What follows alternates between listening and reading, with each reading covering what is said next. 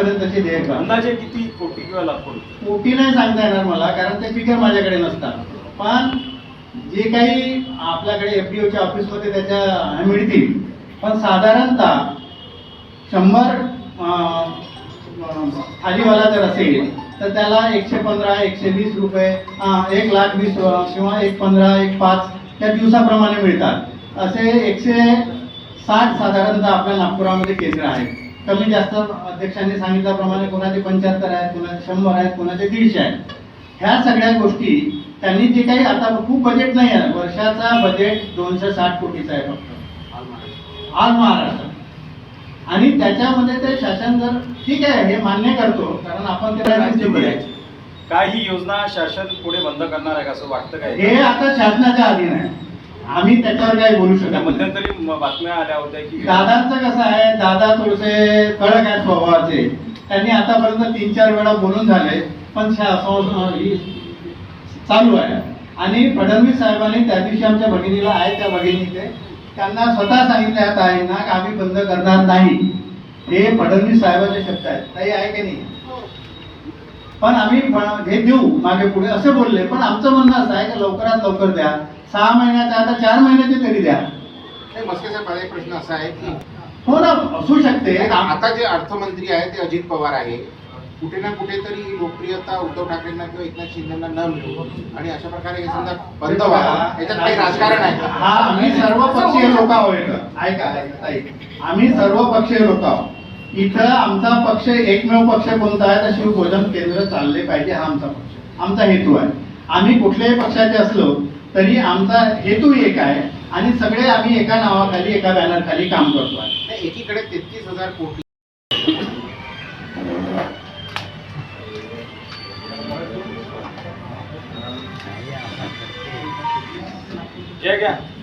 चालू करा साहेब, घ्या सुरू करा. सर्व पत्रकार बंधू आणि आमचे सर्व शिवभोजन संघटनेचे प्रमुख मंडळी, आज शिवभोजन संघटना चालक जे आहेत त्यांना गेल्या 6 महिन्यापासून सरकारकडून जे अनुदान मिळते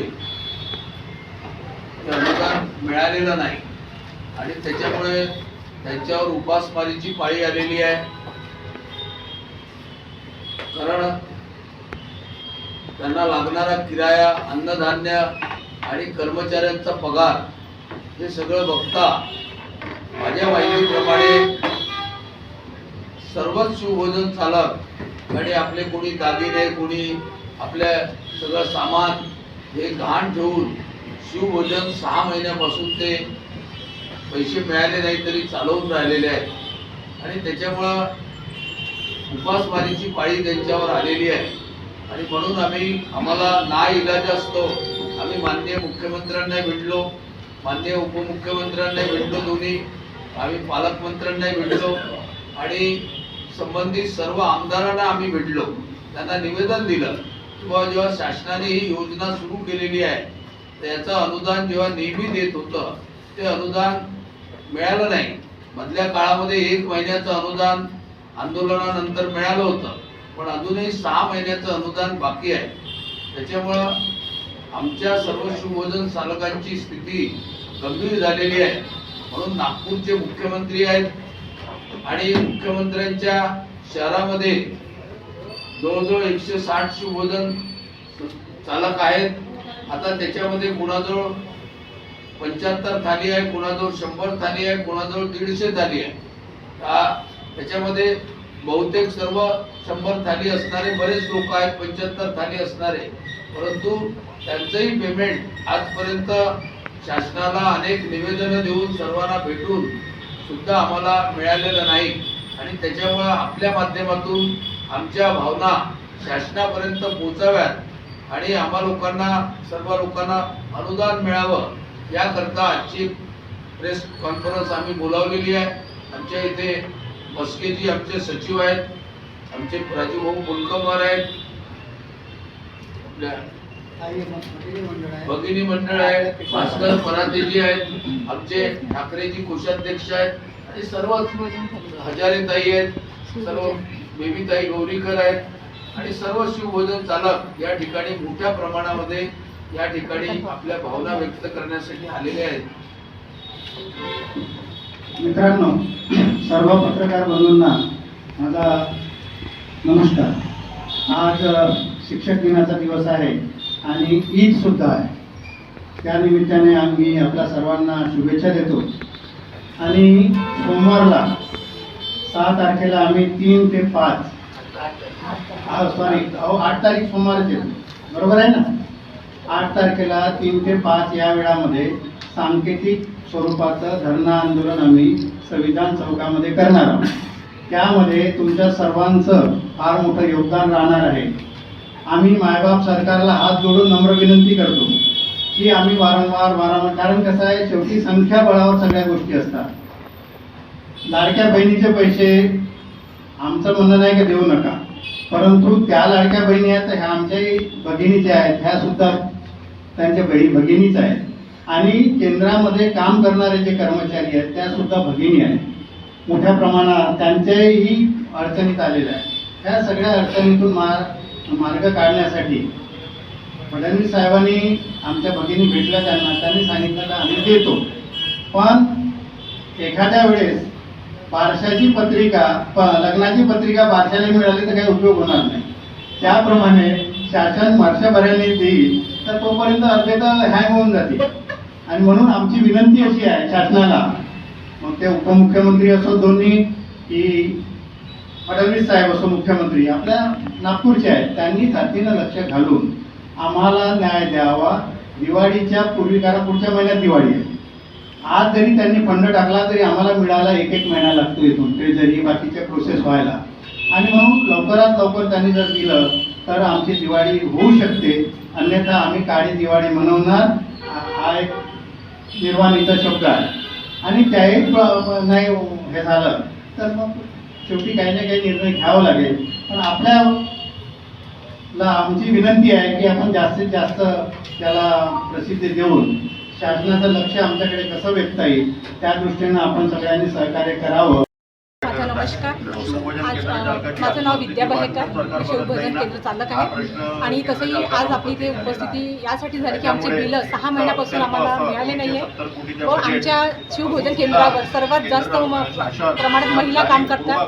तर महिला कोणी विधवा आहे, कोणी घटस्फोटी आहे, अशा महिलांना या माध्यमातून रोजगार मिळाला आहे व त्या माध्यमातून त्यांचा उदरनिर्वाह होत आहे. म्हणून शासनाने यावर लक्ष द्यायला पाहिजे की महिलांना आणि बचत गटाच्या माध्यमातून ज्या गरजू महिला आहेत अशांना पेमेंट आम्ही देऊ शकत नाही आहे. अशा परिस्थितीमध्ये जे आमचं बिल थकीत आहे ते लवकरात लवकर देण्यात यावे. तसेच जे गोरगरीब आणि गरजू लोक आहेत यांना या माध्यमातून एक वेळचं जेवण ताजं आणि शुद्ध जेवण त्यांच्यापर्यंत आम्ही पोहोचवत आहोत. ही सेवा खूप चांगली आहे. आणि अजितदादांनी जी महिलांना जी लाडली बहीण योजना ही दिली आहे ही अतिशय छान आहे. पण महिलांना कुठेतरी कष्ट करून 2 वेळची भाकर मिळाली पाहिजे अशा त्यांच्या अपेक्षा आहे. पण ही योजना अजूनही पुढं प्रामाणिकपणे चालू राहावी आणि सगळ्याची बिलं लवकरात लवकर त्यांनी द्यावे अशी मी मुख्यमंत्री साहेबांनाही निवेदन करते आणि अजितदादांना सुद्धा आहे. मी सुद्धा शिवभोजन संचालक आहे.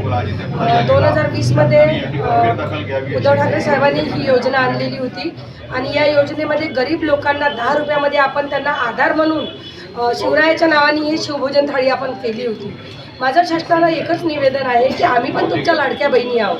आता मी 2 दिवसापहिले न्यूज वाचली होती की लाडक्या बहिणीला 2 महिन्याचे जे हप्ते त्यांचे थांबलेले आहेत ते आता या सप्टेंबर महिन्यामध्ये मिळणार आहे. आणि आम्ही लाडक्या बहिणी ज्यांचे हप्ते आता 6 महिन्यापासून थांबलेले आहेत, तर अजित पवार दादांनी, शिंदे दादांनी आणि आमचे लाडके मुख्यमंत्री जे आमच्या नागपूरमध्ये असतात त्यांनी आपल्या लाडक्या बहिणीकडे थोडं लक्ष द्यावं. किंवा लाडक्या बहिणी म्हणून लाडक्या बहिणीचाच गळा घोटण्यात काही मतलब नाही आहे. आता एका शिवभोजनमध्ये स्वयंपाक करणाऱ्या सुद्धा बाया आहेत, भांडे घासणाऱ्या सुद्धा बाया आहेत, जे फोटो अपलोड करते ते सुद्धा बाया आहेत. तर तुमच्या एवढ्या बहिणी बेरोजगार होणार ना. जर त्या योजनेला जर काही धक्का लागला तर तुम्ही महिलेलाच म्हणजे बेरोजगार करणार आणि देशभर म्हणता माझी लाडकी बहीण. तर माझा एकच प्रश्न आहे आज की आम्ही साहेबांच्या लाडक्या बहिणी नाही आहोत का? आणि जर आहोत तर प्लीज आमचे रुपये आम्हाला तुम्ही थोडे थोडे करून तरी परत द्या. मी पण केंद्र चालक आहे. माझे केंद्राला शुभोजन केंद्र आहे. आम्ही सगळ्यांचं एकच म्हणणं आहे की त्यांचे पैसे त्यांना पूर्ण नसेल जमत तरी थोड्या प्रमाणात 2-2 महिन्याचे 2 महिने जरी दिले तरी त्यांनी आम्ही त्यांच्या म्हणजे आम्हाला माहीत आहे शासनाला सध्या प्रॉब्लेम आहे त्यांच्या त्या म्हणजे बजेटमध्ये आमचा बजेट नसेल बसत आहे कदाचित. तरी आमचं एवढंच म्हणणं आहे की तात्पुरत्या काळात त्यांची सोय झाली पाहिजे. आणि बरेच शुभोजन केंद्रवाले आता रस्त्यावर यायला हे झालेले आहे. त्यांच्याकडे काही पर्याय काही ऑप्शन्स उरलेले नाही आहेत आता सध्या. ते बिलकुल म्हणजे करो किंवा मरो अशी त्यांची परिस्थिती सध्या झाली आहे. शासनाला एवढीच विनंती आहे आम्हाला आंदोलन करण्याची गरज पडली नाही पाहिजे आणि काय नाही हे